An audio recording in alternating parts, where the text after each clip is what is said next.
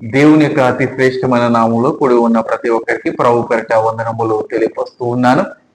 దేవుని యొక్క కృపను బట్టి రాత్రంతయు దేవుని యొక్క క్షేమము మన మీద ఉంచి మరలా ఉదయాన్నే లేచి దేవుని యొక్క వాక్యాన్ని ధ్యానం చేసుకోవడానికి దేవుడి చక్కటి అవకాశం మనకు అనుగ్రహించి ఉన్నాడు. దేవునికి మహిమకరంగా ప్రార్థించుకుని వాక్య పరిచయాలకు వెళ్దాం. పరిశుద్ధుడ ప్రేమల తండ్రి యేసయ్య నీకు వందనాలు. ఈ యొక్క దినమందు ప్రభువా మాకు కావలసిన చక్కటి వర్తమానం మీరు మాకు అనుగ్రహిస్తారని, మా పాపములను క్షమిస్తారని యేసు నామములో వేడుకుంటున్నాము తండ్రి, ఆమేన్. ఈ దినమందు మనము ధ్యానం చేయబోతున్న వాక్యము దావీదు కీర్తన 33వ అధ్యాయము 11వ వాక్య భాగము ఈ రీతిగా సెలవిస్తున్నది. యెహోవా ఆలోచన సదాకాలము నిలిచును, ఆయన సంకల్పములు తరతరములకు ఉండును. దేవునికి స్తోత్రము కలిగాక.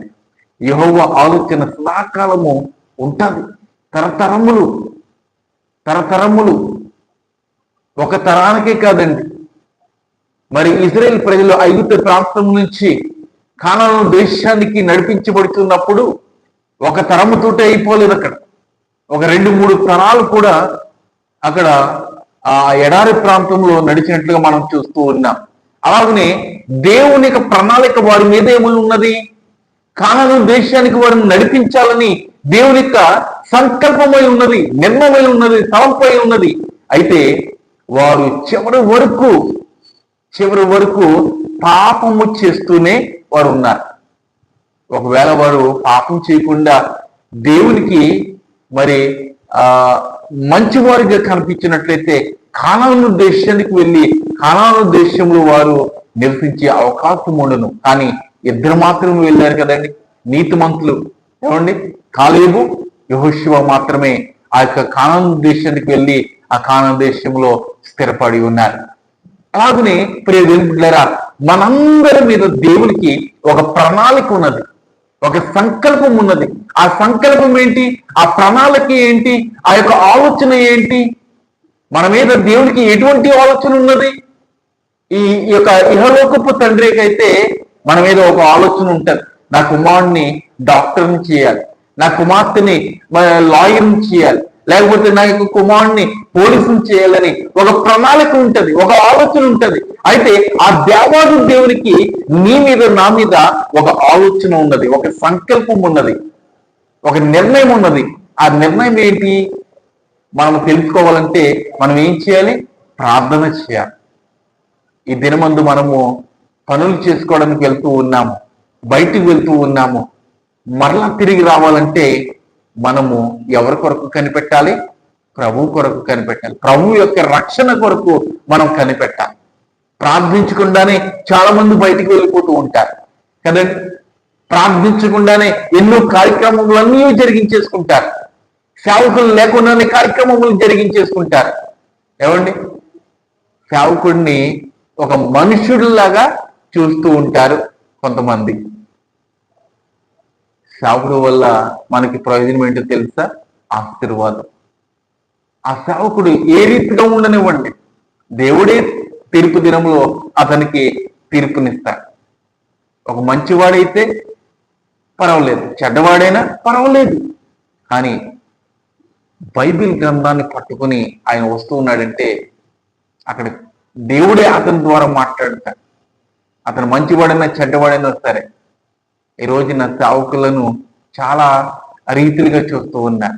ఇదేదో చిన్న జాబ్ లాగా, లేదంటే ఏదో పని పాట లేకుండా ఆ యొక్క సేవ చేస్తున్నారని అనుకుంటారు. కానీ దేవునికి నిర్ణయం ఇది. ఈ యొక్క సేవ చేయడము ఎంతో ధన్యత. ఏమండి, ఈ సేవ చేయట ధన్యత. యేసుక్రీస్తుని తన యొక్క సొంత గ్రామమే లెక్క చేయలేదు. అనగా వాక్యం ఉన్నది కదండి, సొంత వారే తెలుసుకోలేని పరిస్థితిలో ఉంటారంట. సొంత గ్రామమే తెలుసుకోలేని పరిస్థితిలో ఉంటుందండి.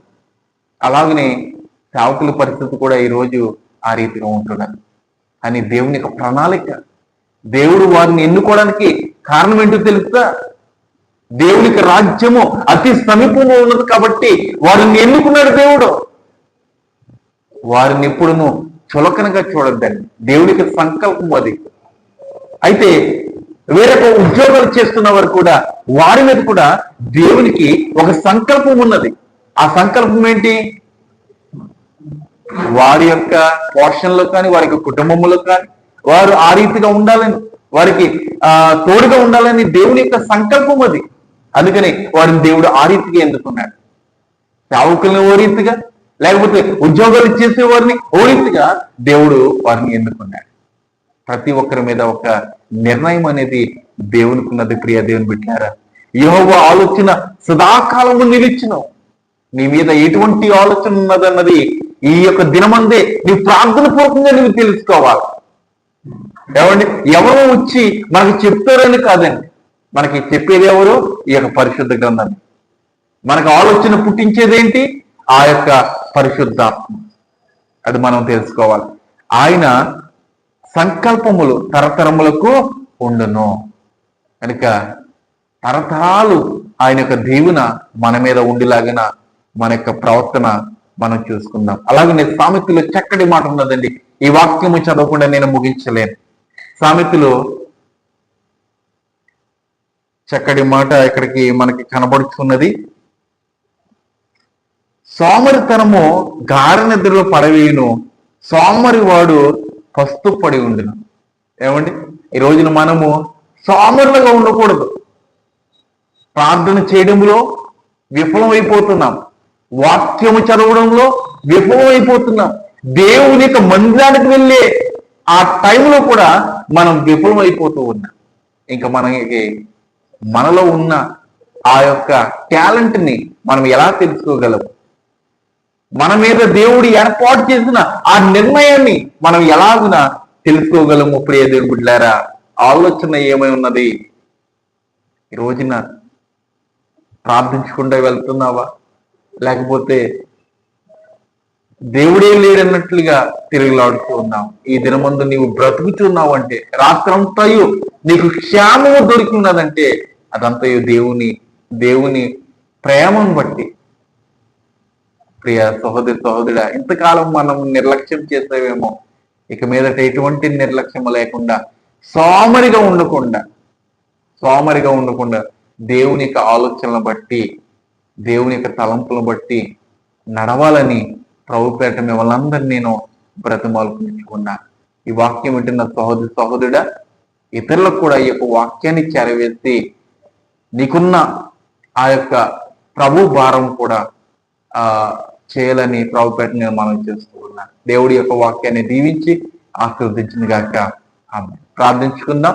సర్వశక్తి మిక్కిలి కనికరం కలిగిన యేసయ్య నీకు వందనాలు. ఇదిగో ప్రభువా, ఇక దినమందు మాకు ఇచ్చిన సంపూర్ణమైన వాక్యాన్ని బట్టి నీకు వందనాలు. మా మీద ఎటువంటి ఆలోచన ఉన్నదో మాకు తెలియదు, కానీ ప్రభువా యేసయ్య, ప్రార్థన పూర్వకంగా మేము తెలుసుకోవడానికి, వాక్యము పూర్వకంగా మేము తెలుసుకోవడానికి మాకు సహాయం చేయండి నాయన. ఇదిగో ప్రభు, యొక్క దినమందు మేము బయటకు వెళ్తున్నప్పుడు వస్తున్నప్పుడు మా యొక్క రాకపోకలేదు మీరు తోడు సహాయం చేయండి ప్రభు. ఎవరైతే ఈ యొక్క వాక్యం వింటూ ఉన్నారో నేను వారికి నెమ్మది మీరు అనుగ్రహించండి ప్రభువ. నేను ఎవరైతే అనారోగ్యంగా ఉన్నారో వారిని మీరు ముట్టండి, స్వస్థపరచండి. ఎవరైతే ప్రభువ వారికి కుటుంబంలో కార్యములు జరగాలని ఆశపడుతున్నారో వారి యొక్క కార్యములను మీరు నెరవేర్చండి అయ్యా. నీకు వందనాలు. మీరు తప్ప ఈ యొక్క లోకంలో ఏ దేవుడు లేడు ప్రభు. మీరే మా యొక్క ఆలోచనలన్నీ స్థిరపరుస్తారని, మా పాపములన్నీ క్షమిస్తారని నజరేయుడైన యేసు నామములో ఈ కొద్ది విన్నపములు అడిగి వేడుకుంటున్నాము తండ్రి. ఆమేన్. అందరికీ వందనాలు. దేవుడు మిమ్మల్ని దీవించి ఆశీర్వదించును గాక.